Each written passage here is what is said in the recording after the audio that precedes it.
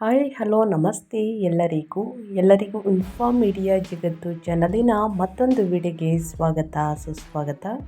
ಸ್ನೇಹಿತರೆ, ಎಲ್ಲರೂ ಹೇಗಿದ್ದೀರಾ? ಎಲ್ಲರೂ ಚೆನ್ನಾಗಿದ್ದೀರಾ ಅಂದ್ಕೊಂಡಿದ್ದೀನಿ. ನಾನು ಕೂಡ ತುಂಬಾ ಚೆನ್ನಾಗಿದ್ದೀನಿ. ಎಲ್ಲರೂ ಚೆನ್ನಾಗಿದ್ದೀರಾ ಅಂದ್ಕೊಂಡು ಭಾವಿಸ್ಕೊಂಡು ಇವತ್ತಿನ ಒಂದು ವಿಡಿಯೋನ ಶುರು ಮಾಡಿಬಿಡೋಣ.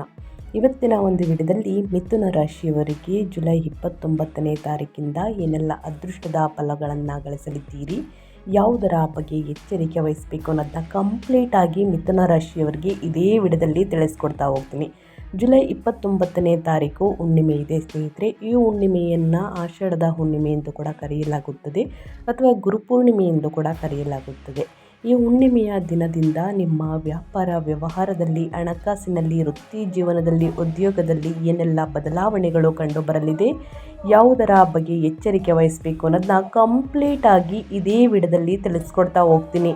ಇದನ್ನೆಲ್ಲ ತಿಳ್ಕೋಬೇಕು ಅಂದರೆ ಎಲ್ಲೂ ಕೂಡ ವಿಡಿಯೋನ ಸ್ಕಿಪ್ ಮಾಡಬಾರ್ದು. ಅಂದರೆ ವಿಡಿಯೋನ ಕಟ್ ಮಾಡಿ ಓಡಿಸ್ಕೊಂಡು ಹೋಗಿ ನೋಡ್ತೀನಿ ಅಂದರೆ ಫುಲ್ ಇನ್ಫಾರ್ಮೇಷನ್ ಅರ್ಥ ಆಗಲ್ಲ. ಸೊ ಹಾಗಾಗಿ ಎಲ್ಲ ವಿಡಿಯೋದಲ್ಲೂ ತಿಳಿಸ್ತಾ ಇರ್ತೀನಿ. ಮೊದಲಿಂದ ಕೊನೆ ತನಕ ಸಂಪೂರ್ಣವಾಗಿ ವಿಡಿಯೋವನ್ನು ವಾಚ್ ಮಾಡಿ. ವಿಡಿಯೋದಲ್ಲಿ ಒಳ್ಳೆ ಮಾಹಿತಿ ಸಿಕ್ಕಿದ್ದಲ್ಲಿ, ಈ ವಿಡಿಯೋ ಯೂಸ್ಫುಲ್ ಅನಿಸಿದ್ದಲ್ಲಿ ದಯವಿಟ್ಟು ವಿಡಿಯೋಗೆ ಲೈಕ್ ಕೊಟ್ಟಿಲ್ಲ ಅಂದರೆ ಲೈಕ್ ಮಾಡಿ, ಸಬ್ಸ್ಕ್ರೈಬ್ ಆಗಿಲ್ಲ ಅಂದರೆ ಇನ್ಫಾರ್ಮ್ ಮೀಡಿಯಾಗೆ ಸಬ್ಸ್ಕ್ರೈಬ್ ಆಗಿ. ಈ ಅದೃಷ್ಟ ರಾಶಿ ನಿಮ್ಮ ಕುಟುಂಬದಲ್ಲಿ, ನಿಮ್ಮ ಸ್ನೇಹಿತರಲ್ಲಿ ಅಥವಾ ನಿಮ್ಮ ಹಿತೈಷಿಗಳು ಯಾರಾದರೂ ವಿಡಿಯೋವನ್ನು ನೋಡ್ತಿದ್ರೆ, ಈ ರಾಶಿಯನ್ನು ಹೊಂದಿದ್ರೆ ದಯವಿಟ್ಟು ಅವ್ರಿಗೆ ವಿಡಿಯೋವನ್ನು ಶೇರ್ ಮಾಡಿ. ನಿಮ್ಮ ಕಡೆಯಿಂದ ಅದೃಷ್ಟದ ಭವಿಷ್ಯವನ್ನು ಅವರು ಕೂಡ ತಿಳ್ಕೊಂಡಂಗಾಗುತ್ತೆ. ಓಕೆ, ಯಾರೆಲ್ಲ ಸಬ್ಸ್ಕ್ರೈಬ್ ಮಾಡ್ಕೊಂಡಿದ್ದೀರಾ ಅವ್ರಿಗೆ ಥ್ಯಾಂಕ್ ಯು ಸೋ ಮಚ್ ಅಂತ ಹೇಳ್ತಾ ವಿಡಿಯೋದ ಕಡೆ ಗಮನ ಕೊಟ್ಬಿಡೋಣ. ಜುಲೈ 29, 2026ರಂದು ಬರುವಂತಹ ಆಷಾಢದ ಹುಣ್ಣಿಮೆಯನ್ನು ಗುರುಪೂರ್ಣಿಮೆ ಅಥವಾ ವ್ಯಾಸ ಪೂರ್ಣಿಮೆ ಎಂದು ಆಚರಿಸಲಾಗುತ್ತದೆ. ಇದು ಮಹರ್ಷಿ ವೇದವ್ಯಾಸರ ಜನ್ಮದಿನ ಹಾಗೂ ಗುರುಗಳ ಪೂಜೆಗೆ, ವಿಷ್ಣು ಆರಾಧನೆಗೆ ಅತ್ಯಂತ ಪವಿತ್ರವಾದಂತಹ ದಿನವಾಗಿದೆ. ಇನ್ನು ಆಷಾಢದ ಹುಣ್ಣಿಮೆ ಅಥವಾ ಗುರುಪೂರ್ಣಿಮೆಯ ದಿನದಿಂದ ಸ್ನೇಹಿತರೆ ಏನೆಲ್ಲ ಅದೃಷ್ಟದ ಫಲಗಳನ್ನು ನಿಮ್ಮ ವ್ಯಾಪಾರ ವ್ಯವಹಾರದಲ್ಲಿ, ಹಣಕಾಸಿನಲ್ಲಿ, ವೃತ್ತಿ ಜೀವನದಲ್ಲಿ, ಉದ್ಯೋಗದಲ್ಲಿ, ನಿಮ್ಮ ಕುಟುಂಬದ ಬಗ್ಗೆ ಏನೆಲ್ಲ ಬದಲಾವಣೆಗಳು ಕಂಡು ಬರಲಿದೆ ಮಿಥುನ ರಾಶಿಯವರಿಗೆ ಅಂತ ತಿಳಿಸ್ಕೊಡ್ತಾ ಹೋಗ್ತೀನಿ. ಮೊದಲನೇದಾಗಿ ಆಷಾಢದ ಹುಣ್ಣಿಮೆ ಮತ್ತು ಮಹತ್ವವನ್ನು ನೋಡೋದಾದರೆ ಸ್ನೇಹಿತರೆ, ಗುರುವಂದನೆ ಅಂದರೆ ನಮ್ಮಲ್ಲಿ ಅಜ್ಞಾನವನ್ನು ತೊಳೆದು ಜ್ಞಾನ ನೀಡುವಂತಹ ಗುರುಗಳನ್ನು ನೆನೆದು ಪೂಜಿಸುವಂತಹ ವಿಶೇಷ ದಿನ ಅಂತಲೇ ಹೇಳ್ಬೋದು ಈ ದಿನವನ್ನು. ಇನ್ನು ವ್ಯಾಸ ಪೂಜೆ ಅಂದರೆ ಮಹಾಭಾರತ ರಚಿಸಿದ ಹಾಗೂ ವೇದಗಳನ್ನು ವಿಂಗಡಿಸಿದ ಮಹರ್ಷಿ ವೇದವ್ಯಾಸರನ್ನು ಸ್ಮರಿಸಲಾಗುತ್ತದೆ. ಜೊತೆಗೆ ಸ್ನೇಹಿತರೆ, ಈ ದಿನ ಅಂದರೆ ಆಷಾಢದ ಹುಣ್ಣಿಮೆಯ ದಿನ ಪವಿತ್ರ ನದಿಗಳಲ್ಲಿ ಸ್ನಾನ ಮಾಡಿ ದಾನವನ್ನು ನೀಡುವುದರಿಂದ ನಿಮ್ಮ ಜೀವನದಲ್ಲಿರುವಂತಹ ಕಷ್ಟಗಳು, ಸಮಸ್ಯೆಗಳೆಲ್ಲವೂ ಸ್ನೇಹಿತರೆ ತೆಗೆದುಹಾಕಲಾಗುತ್ತದೆ ಅಂತಲೂ ಕೂಡ ಹೇಳಬಹುದು. ಇನ್ನು ಪಾಪಗಳಿಂದ ಮುಕ್ತಿಯನ್ನು ಪಡೆಯಬಹುದು.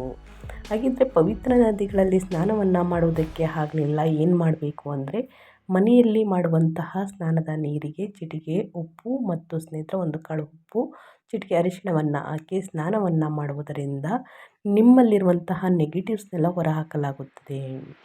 ಇದು ಪ್ರತಿಯೊಬ್ಬ ರಾಶಿಯವರು ಕೂಡ ಮಾಡ್ಬೋದು. ಮಿಥುನ ರಾಶಿಯವರು ಅಂತ ಮಾತ್ರ ಅಲ್ಲ, ಎಲ್ಲ ರಾಶಿಯವರು ಕೂಡ ಮಾಡಬಹುದು. ಇನ್ನು ಪವಿತ್ರ ನದಿಗಳಲ್ಲಿ ಸ್ನಾನ ಮತ್ತು ದಾನ, ಈ ದಿನಗಳಲ್ಲಿ ಪುಣ್ಯ ಸ್ನಾನವನ್ನು ಮಾಡಿ ಅನ್ನ, ವಸ್ತ್ರ ಅಂದರೆ ಬಟ್ಟೆ ಹಾಗೂ ಹಣ್ಣುಗಳನ್ನು ಸ್ನೇಹಿತರೆ ಋತುಮಾನಕ್ಕೆ ಬರುವಂತಹ ಹಣ್ಣುಗಳನ್ನು ದಾನ ಮಾಡುವುದರಿಂದ ವಿಶೇಷ ಪುಣ್ಯ ಪ್ರಾಪ್ತಿಯಾಗುತ್ತದೆ. ಇನ್ನು ಸಾಕಷ್ಟು ಜನರು ಕೇಳ್ತಾ ಇರ್ತೀರ, ಆಚರಣೆ ಸಮಯವನ್ನು ತಿಳಿಸ್ಕೊಡಿ, ಈ ಸಮಯದಲ್ಲಿ ನಾವು ಮಾಡಿದ್ರೆ ಒಳ್ಳೆಯದಾಗಲಿದೆ ಅಂತ ಕೇಳ್ತಾ ಇರ್ತೀರ. ಸ್ನೇಹಿತರೆ, ಹುಣ್ಣಿಮೆ ಜುಲೈ 28ರ ಸಂಜೆ 6:18ಕ್ಕೆ ಆರಂಭವಾಗಿ ಜುಲೈ 29ರ ರಾತ್ರಿ 8:05ಕ್ಕೆ ಹುಣ್ಣಿಮೆ ತಿಥಿ ಮುಕ್ತಾಯಗೊಳ್ಳಲಿದೆ ಸ್ನೇಹಿತರೆ. ಈ ಸಮಯದಲ್ಲೂ ಕೂಡ ಮಾಡಬಹುದು ನೀವು. ಅಂದರೆ ಹುಣ್ಣಿಮೆ ಸಮಯ ಟೈಮ್ ನೋಡಿಕೊಂಡು ಸ್ನೇಹಿತರೆ ಪೂಜೆ ಪುನಸ್ಕಾರಗಳನ್ನು ಮಾಡಿ ಖಂಡಿತವಾಗಿಯೂ ನಿಮ್ಮ ಜೀವನದಲ್ಲಿ ಏನೇ ಸಕಲ ಸಮಸ್ಯೆಗಳಿದ್ದರೂ ಕೂಡ ಅವೆಲ್ಲವೂ ಸಂಪೂರ್ಣವಾಗಿ ನಿವಾರಣೆಯಾಗಲಿದೆ ಸ್ನೇಹಿತರೆ. ಜೊತೆಗೆ ಈ ಮಿಥುನ ರಾಶಿಯವರಿಗೆ 2026 ಜುಲೈ 29ರಿಂದ ಸ್ನೇಹಿತರೆ ಏನೆಲ್ಲ ಬದಲಾವಣೆಯನ್ನು ನೋಡಲಿದ್ದೀರಿ, ಯಾವುದರ ಬಗ್ಗೆ ಎಚ್ಚರಿಕೆ ವಹಿಸಬೇಕು ಅನ್ನೋದನ್ನ ಕಂಪ್ಲೀಟಾಗಿ ಇವಾಗ ತಿಳಿಸ್ಕೊಡ್ತಾ ಹೋಗ್ತೀನಿ. ಎಲ್ಲೂ ಕೂಡ ಸ್ಕಿಪ್ ಮಾಡ್ದೇ ಕೊನೆಯ ತನಕ ವಾಚ್ ಮಾಡಿ, ಒಳ್ಳೆಯ ಮಾಹಿತಿ ಸಿಗಲಿದೆ. ಒಟ್ಟಾರೆಯಾಗಿ ಹೇಳಬೇಕು ಅಂದರೆ ಮಿಥುನ ರಾಶಿಯವರಿಗೆ ಸ್ನೇಹಿತರೆ ಒಂದಲ್ಲ ಒಂದು ರೀತಿಯಲ್ಲಿ ಸವಾಲುಗಳು ಎದುರಾಗಲಿದೆ ಅಂತಲೇ ಹೇಳ್ಬೋದು. ಏಕೆಂದರೆ ಸಾಕಷ್ಟು ಬದಲಾವಣೆಯನ್ನು ನೋಡಲಿದ್ದೀರಿ. 2026 ಮಿಥುನ ರಾಶಿಯವರಿಗೆ ನಿಮಗೆ ಹಣಕಾಸಿನಲ್ಲಾಗಬಹುದು, ನಿಮ್ಮ ಹೆಲ್ತ್ ಬಗ್ಗೆ ಆಗ್ಬೋದು ಸ್ನೇಹಿತರೆ, ಸಾಕಷ್ಟು ಅದೃಷ್ಟವನ್ನು ನೋಡಲಿದ್ದೀರಿ. ಆದರೆ ಮುಂದಿನ ದಿನಗಳಲ್ಲಿ ಯಾವುದರ ಬಗ್ಗೆ ಎಚ್ಚರಿಕೆ ವಹಿಸಬೇಕು ಅನ್ನೋದನ್ನ ಕಂಪ್ಲೀಟಾಗಿ ನೋಡ್ತಾ ಹೋಗೋಣ. ಇನ್ನೂ ಕೂಡ ವಿಡಿಯೋಗೆ ಲೈಕ್ ಮಾಡ್ದೇ ನೋಡ್ತಿದ್ರೆ ದಯವಿಟ್ಟು ಲೈಕ್ ಮಾಡಿ. ಸಬ್ಸ್ಕ್ರೈಬ್ ಆಗಿಲ್ಲ ಅಂತಂದರೆ ಇನ್ಫಾರ್ಮಿಡಿಗೆ ಸಬ್ಸ್ಕ್ರೈಬ್ ಆಗಿ. ಕಮೆಂಟ್ ಬಾಕ್ಸಲ್ಲಿ ಸ್ನೇಹಿತರೆ ಓಂ ಶ್ರೀ ಮಹಾಲಕ್ಷ್ಮಿ ನಮಃ ಅಂತ ಕಮೆಂಟ್ ಮಾಡಿ. ಮಹಾಲಕ್ಷ್ಮಿಯ ಅನುಗ್ರಹದಿಂದ ನಿಮ್ಮ ಜೀವನದಲ್ಲಿರುವಂತಹ ಸಕಲ ಸಮಸ್ಯೆಗಳೆಲ್ಲವೂ ಕೂಡ ನಿವಾರಣೆಯಾಗಲಿ.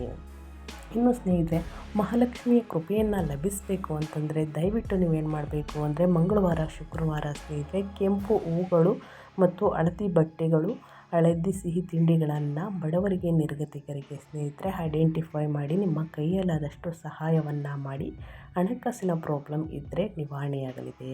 ಸೊ ಹಾಗಾಗಿ ಮಿಥುನ ರಾಶಿಯವರು ತಪ್ಪದೆ ಈ ಒಂದು ಪರಿಹಾರವನ್ನು ಮಾಡ್ತಾ ಬನ್ನಿ. ಕೆಲವೇ ದಿನಗಳಲ್ಲಿ ನಿಮಗೆ ರಿಸಲ್ಟ್ ಸಿಗಲಿದೆ ಅಂತಲೇ ಹೇಳ್ಬೋದು. ಇನ್ನು ಮಿಥುನ ರಾಶಿಯವರಿಗೆ ಇಂದಿನಿಂದ ಏನೆಲ್ಲ ಅದೃಷ್ಟದ ಫಲಗಳನ್ನು ನೋಡಲಿದ್ದೀರಿ, ಗ್ರಹಗಳ ಸಂಚಾರದ ಸಮಯದಲ್ಲಿ ಯಾವುದರ ಬಗ್ಗೆ ಮುನ್ನೆಚ್ಚರಿಕೆಗಳನ್ನು ತೆಗೆದುಕೊಳ್ಬೇಕು ಅನ್ನೋದನ್ನ ನೋಡ್ತಾ ಹೋಗೋಣ ಬನ್ನಿ. ಸ್ಥಾನದಲ್ಲಿರುವಂತಹ ಗುರು 2ನೇ ಮನೆಯಲ್ಲಿ ಬೆಂಬಲಿಸುತ್ತಾರೆ. ಕಟಕ ರಾಶಿಯಲ್ಲಿ ಗುರುವು ಆದಾಯ, ಮಾತು ಮತ್ತು ಕುಟುಂಬದ ಹಣಕಾಸುಗಳನ್ನು ಬಲಪಡಿಸುತ್ತದೆ. ಇದು ಜುಲೈ 2026 ಪ್ರಮುಖ ರಕ್ಷಣಾತ್ಮಕ ಅಂಶವಾಗುತ್ತದೆ. ಇನ್ನು ಅದೇ ರೀತಿ ಮಂಗಳ 12ನೇ ಮನೆಯನ್ನು ಸಕ್ರಿಯಗೊಳಿಸುತ್ತದೆ. ವೃಷಭ ರಾಶಿಯಲ್ಲಿ ಮಂಗಳನು ಖರ್ಚುಗಳು, ವಿದೇಶಿ ಸಂಪರ್ಕಗಳು, ನಿದ್ರೆ, ಪ್ರತ್ಯೇಕತೆ ಮತ್ತು ಆಧ್ಯಾತ್ಮಿಕ ಹಿಂತೆಗೆದುಕೊಳ್ಳುವಿಕೆಗೆ ಶಕ್ತಿಯನ್ನು ತರುತ್ತಾನೆ. ಆದರೆ ಅದಕ್ಕೆ ತಾಳ್ಮೆ ಮತ್ತು ಎಚ್ಚರಿಕೆಯ ಮಾತು ಕೂಡ ಬೇಕಾಗುತ್ತದೆ. ಇನ್ನು 10ನೇ ಮನೆಯನ್ನು ಶನಿ ಪರೀಕ್ಷಿಸುತ್ತಾನೆ. ಮೀನರಾಶಿಯಲ್ಲಿ ಶನಿಯು ವೃತ್ತಿ, ಅಧಿಕಾರ, ಖ್ಯಾತಿ ಮತ್ತು ಸಾರ್ವಜನಿಕ ಸ್ಥಾನಮಾನಕ್ಕೆ ಸಂಬಂಧಿಸಿದಂತಹ ವಿಷಯಗಳನ್ನು ಶಿಸ್ತನ್ನು ಕೇಳುತ್ತಾನೆ. ನಿರಂತರ ಪ್ರಯತ್ನದ ಮೂಲಕ ನಿಧಾನ ಪ್ರಗತಿ ಇನ್ನೂ ಸಾಧ್ಯ ಸ್ನೇಹಿತರೆ. ಇನ್ನು ಕೇತು 3ನೇ ಮನೆಯ ಮೇಲೆ ಪ್ರಭಾವವನ್ನು ಬೀರುತ್ತದೆ. ಸಿಂಹ ರಾಶಿಯಲ್ಲಿರುವಂತಹ ಕೇತು ಸಂವಹನ, ಧೈರ್ಯ, ಸಣ್ಣ ಪ್ರಯಾಣಗಳು ಮತ್ತು ಕೌಶಲ್ಯಗಳಲ್ಲಿ ನಿಲ್ಪತ್ತೆ ಅಥವಾ ಅನಿಶ್ಚಿತತೆಯನ್ನು ಉಂಟು ಮಾಡಬಹುದು. ಆಧ್ಯಾತ್ಮಿಕ ಅಭ್ಯಾಸ ಮತ್ತು ಶಾಂತ ನಿರ್ಧಾರಗಳು ಸಹಾಯವನ್ನು ಮಾಡಲಿದೆ. ಒಟ್ಟಾರೆಯಾಗಿ ಹೇಳಬೇಕು ಅಂದರೆ 2026 ಜುಲೈ 29ರಿಂದ ಈ ಹುಣ್ಣಿಮೆಯ ದಿನದಿಂದ ಮಿಥುನ ರಾಶಿಯವರಿಗೆ ಪ್ರಾಯೋಗಿಕ ಮತ್ತು ಪರಿವರ್ತನಾಶೀಲ ತಿಂಗಳು. 2ನೇ ಮನೆಯಲ್ಲಿ ಸ್ನೇಹಿತರೆ ಗುರುಗ್ರಹದಿಂದ ಬಲವಾದ ಬೆಂಬಲ ಸಿಗುತ್ತದೆ. ಇದು ನಿಮ್ಮ ಆದಾಯ, ಮಾತು, ಕುಟುಂಬದ ಹಣಕಾಸಿನ ವಿಷಯಗಳಲ್ಲಿ ಸುಧಾರಣೆ ತರುತ್ತದೆ. ಅದೇ ಸಮಯದಲ್ಲಿ 12ನೇ ಮನೆಯಲ್ಲಿ ಮಂಗಳವು ನಿಮ್ಮನ್ನು ಸಕ್ರಿಯ, ನೇರ ಮತ್ತು ಕೆಲವೊಮ್ಮೆ ತಾಳ್ಮೆ ಇಲ್ಲದವರನ್ನಾಗಿ ಮಾಡುತ್ತದೆ. 12ನೇ ಮನೆಯಲ್ಲಿ ಶನಿಯು ಆತುರದ ನಿರ್ಧಾರಗಳಿಗಿಂತ ನಿಧಾನ ಮತ್ತು ಸ್ಥಿರವಾದ ಕೆಲಸ ಉತ್ತಮ ಎಂದು ನಿಮಗೆ ನೆನಪಿಸುತ್ತದೆ. ಈ ತಿಂಗಳು ಪ್ರಗತಿಯನ್ನು ನೀಡಬಹುದು, ಆದರೆ ನೀವು ಧೈರ್ಯ ಮತ್ತು ತಾಳ್ಮೆಯನ್ನು ಸಂಯೋಜಿಸಿದಾಗ ಮಾತ್ರ ಫಲಿತಾಂಶಗಳು ಸ್ಥಿರವಾಗಿರುತ್ತದೆ. ಒಟ್ಟಾರೆಯಾಗಿ ಗ್ರಹಗಳ ಸಂಚಾರ ಮತ್ತು ಗ್ರಹಗಳ ಸ್ಥಾನ ಬದಲಾವಣೆಯಿಂದ ಏನೆಲ್ಲ ಬದಲಾವಣೆಯನ್ನು ನೋಡಲಿದ್ದೀರಿ, ಯಾವುದರ ಬಗ್ಗೆ ಎಚ್ಚರಿಕೆ ವಹಿಸಬೇಕು ಮಿಥುನ ರಾಶಿಯ ವ್ಯಕ್ತಿಗಳು ಅನ್ನೋದನ್ನ ಕಂಪ್ಲೀಟಾಗಿ ತಿಳಿಸ್ಕೊಟ್ಟಿದ್ದೀನಿ. ಇವಾಗ ನಿಮ್ಮ ವೃತ್ತಿ ಜೀವನದ ಬಗ್ಗೆ ಹೇಳೋದಾದರೆ ಸ್ನೇಹಿತರೆ ಏನೆಲ್ಲ ಬದಲಾವಣೆಯನ್ನು ನೋಡಲಿದ್ದೀರಿ ಅಂದರೆ, ನೀವು ಎಷ್ಟು ಎಚ್ಚರಿಕೆಯಿಂದ ಮಾತನಾಡುತ್ತೀರಿ ಮತ್ತು ಮಾತುಕತೆ ನಡೆಸುತ್ತೀರಿ ಎಂಬುದರ ಮೇಲೆ ವೃತ್ತಿ ಜೀವನದ ಪ್ರಗತಿ ಅವಲಂಬಿತವಾಗಿರುತ್ತದೆ. ಹಣಕಾಸಿನ ಚರ್ಚೆಗಳು, ಸಂಬಳದ ವಿಷಯಗಳು ಮತ್ತು ಸಂಪನ್ಮೂಲ ಯೋಜನೆ ಕೆಲಸದಲ್ಲಿ ಮುಖ್ಯವಾಗುತ್ತದೆ ಮಿಥುನ ರಾಶಿಯ ವ್ಯಕ್ತಿಗಳಿಗೆ. ಇನ್ನು ತಿಂಗಳ ದ್ವಿತೀಯಾರ್ಧದ ನಂತರ ಅಂದರೆ 29ನೇ ತಾರೀಕು ಹುಣ್ಣಿಮೆಯ ದಿನದಿಂದ ಹೆಚ್ಚು ನಿರ್ಣಾಯಕವಾಗುತ್ತದೆ. ಏಕೆಂದರೆ ಸೂರ್ಯನು ಕರ್ಕ ರಾಶಿಯಲ್ಲಿ ಉತ್ತುಂಗದಲ್ಲಿರುವ ಗುರುವಿನ ಜೊತೆ ಸೇರುತ್ತಾರೆ. ಮಿಥುನ ರಾಶಿಯವರಿಗೆ ಇದು 2ನೇ ಮನೆಯನ್ನು ಸಕ್ರಿಯಗೊಳಿಸುತ್ತದೆ. ಆದ್ದರಿಂದ ನಿಮ್ಮ ಆದಾಯ, ಮಾತು ಮತ್ತು ಕುಟುಂಬದ ಹಣಕಾಸಿನೊಂದಿಗೆ ಸಂಬಂಧಿಸಿದಂತಹ ವೃತ್ತಿ ನಿರ್ಧಾರಗಳು ಮುಖ್ಯವಾಗುತ್ತವೆ. 12ನೇ ಮನೆಯಲ್ಲಿ ಮಂಗಳವು ಧೈರ್ಯ ಮತ್ತು ವೇಗವನ್ನು ನೀಡುತ್ತದೆ. ಆದಾಗ್ಯೂ ಹಿರಿಯರು, ಕ್ಲೈಂಟ್ಗಳು ಅಥವಾ ಸಹೋದ್ಯೋಗಿಗಳೊಂದಿಗೆ ಕಠಿಣವಾಗಿ ಮಾತನಾಡುವುದನ್ನು ತಪ್ಪಿಸಿ. 12ನೇ ಮನೆಯಲ್ಲಿ ಶನಿಯ ಸ್ಥಾನವು ಕೆಲವು ಫಲಿತಾಂಶಗಳನ್ನು ವಿಳಂಬಗೊಳಿಸಬಹುದು. ಆದರೆ ಇದು ನಿಮಗೆ ಹೆಚ್ಚು ಪ್ರಬುದ್ಧ ಕೆಲಸದ ಮಾದರಿಯನ್ನು ನಿರ್ಮಿಸಲು ಸಹಾಯವನ್ನು ಮಾಡುತ್ತದೆ. ಒಟ್ಟಾರೆಯಾಗಿ ವೃತ್ತಿ ಜೀವನದಲ್ಲಿ ಏನೆಲ್ಲ ಬದಲಾವಣೆಯನ್ನು ನೋಡಲಿದ್ದೀರಿ, ಯಾವುದರ ಬಗ್ಗೆ ಎಚ್ಚರಿಕೆ ವಹಿಸಬೇಕು ಅನ್ನೋದನ್ನ ಕಂಪ್ಲೀಟಾಗಿ ತಿಳಿಸ್ಕೊಟ್ಟಿದ್ದೀನಿ. ಇನ್ನು ಸ್ವಯಂ ಉದ್ಯೋಗ, ವ್ಯಾಪಾರ, ವ್ಯವಹಾರದ ಬಗ್ಗೆ ಹೇಳೋದಾದರೆ ಮಿಥುನ ರಾಶಿಯವರಿಗೆ ಜುಲೈ 29ರಿಂದ ವ್ಯವಹಾರಸ್ಥರು ಈ ತಿಂಗಳನ್ನು ವಾಸ್ತವಿಕ ಯೋಜನೆಗಾಗಿ ಬಳಸಬೇಕು. ಗುರುವು ಆದಾಯ, ಮಾತು ಮತ್ತು ಕುಟುಂಬದ ಹಣಕಾಸಿನ ಮೂಲಕ ಬೆಳವಣಿಗೆಗೆ ಬೆಂಬಲ ನೀಡಿದರೆ, ಬುಧನ ಚಲನೆಯು ಚರ್ಚೆಗಳು, ಕಾಗದ ಪತ್ರಗಳು ಮತ್ತು ಮಾತುಕತೆಗಳನ್ನು ಸುಧಾರಿಸುತ್ತದೆ. ನಿಮ್ಮ ಕ್ಷೇತ್ರವನ್ನು ಅವಲಂಬಿಸಿ ಹೊಸ ಗ್ರಾಹಕರು, ಸಂಪರ್ಕಗಳು, ಪ್ರಯಾಣ ಅಥವಾ ಆನ್ಲೈನ್ ಸಂವಹನದ ಮೂಲಕ ಬರಬಹುದು. ಭಾವನೆ ಅಥವಾ ಒತ್ತಡದ ಮೇಲೆ ಮಾತ್ರ ವಿಸ್ತರಿಸಬೇಡಿ. ಮಂಗಳವು ನಿಮಗೆ ಆತ್ಮವಿಶ್ವಾಸವನ್ನು ನೀಡಬಹುದು, ಆದರೆ ಶನಿಯು ದಾಸ್ತಾವೇಜೀಕರಣ, ಬಜೆಟ್ ನಿಯಂತ್ರಣ ಮತ್ತು ತಾಳ್ಮೆಯನ್ನು ಕೇಳುತ್ತದೆ.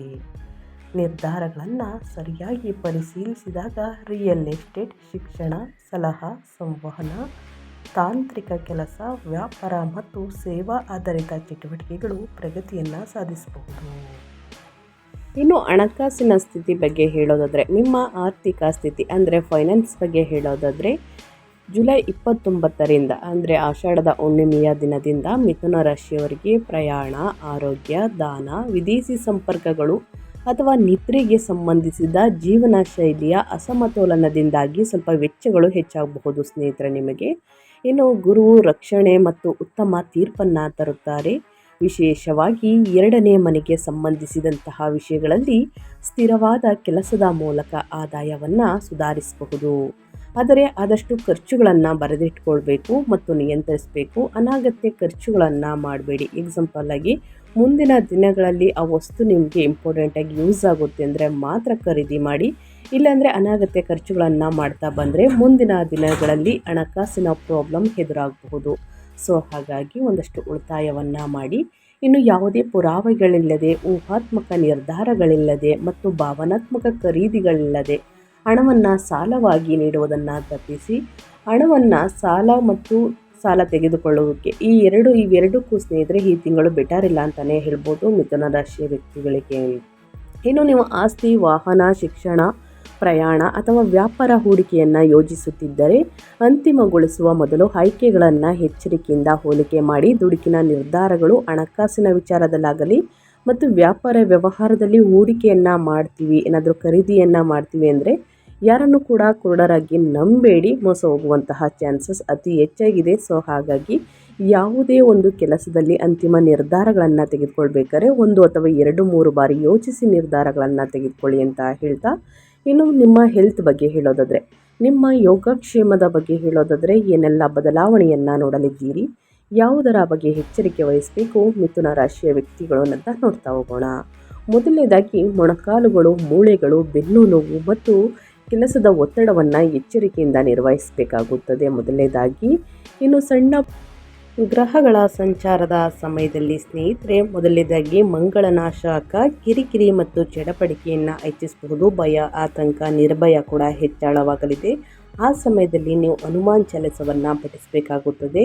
ಓಂ ಹಂ ಹನುಮತೆ ನಮಃ ಎಂಬ ಸಿಂಪಲ್ ಮಂತ್ರವನ್ನು ಸ್ನೇಹಿತರೆ 12 ಬಾರಿ, 9 ಬಾರಿ ಅಥವಾ 108 ಬಾರಿ ಕೂಡ ಹೇಳಬಹುದು.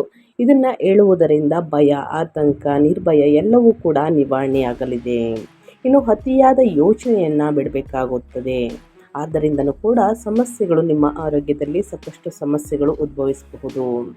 ಇನ್ನು ಅನಿಯಮಿತ ಆಹಾರ, ಕೋಪ, ಅತಿಯಾದ ಕೆಲಸವನ್ನು ತಪ್ಪಿಸಿ ನಿರ್ಲಕ್ಷ್ಯಪಟ್ಟಂತಹ ಸಮಸ್ಯೆಯನ್ನು ಮುಂದೂಡಬಾರ್ದು ಎಂದು ಶನಿ ಗ್ರಹ ಸೂಚಿಸುತ್ತಿದೆ. ನಿಯಮಿತ ನಿದ್ರೆಯನ್ನು ಮಾಡಿ, ವಾಕಿಂಗನ್ನು ಮಾಡಿ, ಪ್ರಾಣಾಯಾಮವನ್ನು, ಎಕ್ಸಸೈಸನ್ನು ಅಂದರೆ ಸರಳ ಎಕ್ಸಸೈಸನ್ನು ಮಾಡಿ. ಇನ್ನು ಸರಳ ಆಹಾರವು ಸಹಾಯವನ್ನು ಮಾಡುತ್ತದೆ. ನಿಮಗೆ ಈಗಾಗಲೇ ದೀರ್ಘಕಾಲದ ಆರೋಗ್ಯ ಸಮಸ್ಯೆ ಇದ್ದಲ್ಲಿ ತಡ ಮಾಡದೆ ವೈದ್ಯಕೀಯ ಸಲಹೆಯನ್ನು ಅನುಸರಿಸಿ. ಕಷ್ಟ ಸಮಸ್ಯೆ ಏನೇ ಇದ್ದರೂ ಕೂಡ ನಿವಾರಣೆಯಾಗಲಿದೆ. ದಯವಿಟ್ಟು ಇದನ್ನು ತಪ್ಪದೆ ಅನುಸರಿಸಿ ಅಂತ ಹೇಳ್ತಾ, ನಿಮ್ಮ ಆರೋಗ್ಯದ ಕಡೆ ಗಮನ ಹರಿಸಿ ಅಂತ ಹೇಳ್ತಾ, ಇನ್ನು ಕುಟುಂಬ ಮತ್ತು ವೈಯಕ್ತಿಕ ಸಂಬಂಧಗಳ ಬಗ್ಗೆ ಹೇಳೋದಾದರೆ ಕೌಟುಂಬಿಕ ಚರ್ಚೆಗಳು ತೀಕ್ಷ್ಣವಾಗಬಹುದು. ಆದ್ದರಿಂದ ಪದಗಳನ್ನು ಎಚ್ಚರಿಕೆಯಿಂದ ಆರಿಸಿ. ಶುಕ್ರನು ತಿಂಗಳ ದ್ವಿತೀಯಾರ್ಧದಲ್ಲಿ ಅಂದರೆ 29ನೇ ತಾರೀಕು ನಂತರ ರಾಶಿಯನ್ನು ಬದಲಾಯಿಸುತ್ತಾನೆ ಮತ್ತು ಭಾವನಾತ್ಮಕ ಉಷ್ಣತೆಯನ್ನು ಸುಧಾರಿಸುತ್ತಾನೆ. ಆದರೆ 3ನೇ ಮನೆಯಲ್ಲಿ ಕೇತು ಸಂವಹನ, ಧೈರ್ಯ, ಸಣ್ಣ ಪ್ರಯಾಣಗಳು ಮತ್ತು ಕೌಶಲ್ಯಗಳಿಗೆ ಸಂಬಂಧಿಸಿದಂತಹ ವಿಷಯಗಳಲ್ಲಿ ದೂರ ಅಥವಾ ಗೊಂದಲವನ್ನು ಉಂಟು ಮಾಡಬಹುದು. ಇನ್ನು ಅವಿವಾಹಿತರಿಗೆ ಮದುವೆ ಪ್ರಸ್ತಾಪಗಳು ಬರಬಹುದು. ಇನ್ನು ಹೊಸದಾಗಿ ಮದುವೆಯಾಗಿರುವಂತಹ ದಂಪತಿಗಳಿಗೆ ಸಂತಾನ ಭಾಗ್ಯದ ಶುಭವಾರ್ತೆಯನ್ನು ಕೇಳಲಿದ್ದೀರಿ. ಇನ್ನು ಅಡಚಣೆಯಿಂದ, ತೊಂದರೆಯಿಂದ ಸ್ನೇಹಿತರೆ ನಿಂತು ಹೋಗಿದ್ದಂತಹ ಶುಭ ಕಾರ್ಯಗಳು ಮತ್ತೆ ಪ್ರಾರಂಭಗೊಳ್ಳಲಿದೆ. ಇನ್ನು ಆದಷ್ಟು ನಿಮ್ಮ ಸಂಗಾತಿಯೊಂದಿಗೆ ಮೃದುವಾಗಿ ಮಾತನಾಡಿ ಮತ್ತು ಪ್ರತಿಯೊಂದು ಸಣ್ಣ ವಿಷಯವನ್ನು ಆದಷ್ಟು ಚರ್ಚೆಯಾಗಿ ಪರಿವರ್ತಿಸಿಬಿಡಿ. ಎಲ್ಲ ವಾದ ವಿವಾದಗಳಲ್ಲೂ ನಾನೇ ಗೆಲ್ಲಬೇಕು ಎಂಬ ಹಠವನ್ನು ನೀವು ಪಕ್ಕಕ್ಕಿಟ್ಟಿದ್ರೆ ಮಾತ್ರ ಕುಟುಂಬದಲ್ಲಿ ನೆಮ್ಮದಿ, ಸಂತೋಷ, ಸಾಮರಸ್ಯ ಹೆಚ್ಚಾಗಲಿದೆ. ಇಲ್ಲ ಅಂದರೆ ಸ್ನೇಹಿತರೆ ಸಣ್ಣ ಸಣ್ಣ ವಿಷಯಗಳಿಗೂ ಚರ್ಚೆ, ಮನಸ್ತಾಪ ಉಂಟಾಗಬಹುದು. ಇದರ ಬಗ್ಗೆ ಬಹಳಷ್ಟು ಎಚ್ಚರಿಕೆ ವಹಿಸಿ. ಇನ್ನು ಪ್ರತಿಯೊಂದು ವಿಷಯವನ್ನು ಕೇಳಿಸಿದ ನಂತರವೇ ಪ್ರತಿಕ್ರಿಯಿಸಿದಾಗ ವೈವಾಹಿಕ ಮತ್ತು ಕುಟುಂಬ ಸಾಮರಸ್ಯ ಸುಧಾರಿಸಲಿದೆ. ಮೊದಲು ಆಲಿಸಿ ನಂತರ ಪ್ರತಿಕ್ರಿಯಿಸಿ ಅಂತ ಹೇಳ್ತಾ ಮಿಥುನ ರಾಶಿಯ ವ್ಯಕ್ತಿಗಳಿಗೆ ಇನ್ನು ಮುಂದಿನದಾಗಿ ಹೇಳೋದಾದರೆ ವಿದ್ಯಾರ್ಥಿಗಳ ಬಗ್ಗೆ, ವಿದ್ಯಾಭ್ಯಾಸದ ಬಗ್ಗೆ ಹೇಳೋದಾದರೆ ಸಾಕಷ್ಟು ಬದಲಾವಣೆಯನ್ನು ವಿದ್ಯಾರ್ಥಿಗಳು ನೋಡಲಿದ್ದೀರಿ. ಮಿಥುನ ರಾಶಿಯ ವಿದ್ಯಾರ್ಥಿಗಳು ಬರವಣಿಗೆ, ಭಾಷೆಗಳು, ಸಂವಹನ, ಸ್ಪರ್ಧಾತ್ಮಕ ಸಿದ್ಧತೆ ಮತ್ತು ಕೌಶಲ್ಯ ಕಲಿಕೆಗೆ ಉತ್ತಮ ತಿಂಗಳು. ಬುಧನ ಚಲನೆಯು ಪರಿಷ್ಕರಣೆ, ಚರ್ಚೆ ಮತ್ತು ಲಿಖಿತ ಅಭ್ಯಾಸದ ಮೂಲಕ ಕಲಿಕೆಗೆ ಆದಷ್ಟು ಸಹಾಯವನ್ನು ಮಾಡುತ್ತದೆ. ಸ್ಪರ್ಧಾತ್ಮಕ ಪರೀಕ್ಷೆಗಳಿಗೆ ತಯಾರಿಯನ್ನು ನಡೆಸುತ್ತಿರುವಂತಹ ವಿದ್ಯಾರ್ಥಿಗಳು ಸ್ನೇಹಿತರೆ ನಿಗದಿತ ವೇಳಾಪಟ್ಟಿಯನ್ನು ಅನುಸರಿಸಬೇಕು. ಇತರರೊಂದಿಗೆ ಯಾವುದೇ ಕಾರಣಕ್ಕೂ ಹೋಲಿಕೆ ಮಾಡುವುದನ್ನು ತಪ್ಪಿಸಿ. ಒಂದೊಂದೇ ವಿಷಯಗಳನ್ನು ಪೂರ್ಣಗೊಳಿಸುವತ್ತ ಗಮನ ಹರಿಸಿ. ಶಿಕ್ಷಕರು, ಹಿರಿಯರು ಅಥವಾ ಮಾರ್ಗದರ್ಶಕರ ಮಾರ್ಗದರ್ಶನ ಈ ತಿಂಗಳು ತುಂಬ ಉಪಯುಕ್ತವಾಗಬಹುದು. ಪ್ರತಿದಿನ ಒಂದು ವೇಳಾಪಟ್ಟಿಯನ್ನು ರಚಿಸಿ ಸರಿಯಾದ ಸಮಯಕ್ಕೆ ಕೂತು ನೀವು ಅಧ್ಯಯನವನ್ನು ಮಾಡಿದಲ್ಲಿ ಇಂದಿನ ಶ್ರಮ ಮುಂದಿನ ಅದೃಷ್ಟದ ಫಲ. ಇದನ್ನು ವಿದ್ಯಾರ್ಥಿಗಳು ಪ್ರತಿಯೊಬ್ಬರು ಅನುಸರಿಸಿ ಸ್ನೇಹಿತರೆ. ನೀವು ಈ ದಿನ ಎಷ್ಟು ಕಷ್ಟಪಟ್ಟು ಓದ್ತಿರೋ ಮುಂದಿನ ದಿನಗಳಲ್ಲಿ ಅಷ್ಟೇ ಅದೃಷ್ಟ ನಿಮ್ಮ ಕೈ ಹಿಡಿಯಲಿದೆ. ಇನ್ನು ಈ ತಿಂಗಳಲ್ಲಿ ಅನುಸರಿಸಬೇಕಾದ ಜ್ಯೋತಿಷ್ಯದ ಪರಿಹಾರಗಳನ್ನು ತಿಳಿಸ್ಕೊಡ್ತೀನಿ. ಅಥವಾ ಹುಣ್ಣಿಮೆ ದಿನ ಕೂಡ ಈ ಪರಿಹಾರವನ್ನು ಅನುಸರಿಸಬಹುದು. ಈ ತಿಂಗಳು ಒತ್ತಡವನ್ನು ಕಡಿಮೆ ಮಾಡಲು ಮತ್ತು ಗುರು, ಶನಿ ಇತರ ಗ್ರಹಗಳ ಅನುಕೂಲಕರ ಫಲಿತಾಂಶಗಳನ್ನು ಬಲಪಡಿಸಲು ನಾನು ಹೇಳುವಂತಹ ಸರಳ ಪರಿಹಾರವನ್ನು ಅಚ್ಚುಕಟ್ಟಾಗಿ ಫಾಲೋ ಮಾಡಿ. ಆರ್ಥಿಕ ಸ್ಥಿರತೆಗಾಗಿ ಅಂದರೆ ಹಣಕಾಸಿನ ಸ್ಥಿರತೆಗಾಗಿ ಗುರುವಾರದಂದು ವಿಷ್ಣು ಸಹಸ್ರನಾಮವನ್ನು ಓದಿ ಮತ್ತು ನಾರಾಯಣನನ್ನು ಪೂಜಿಸಿ.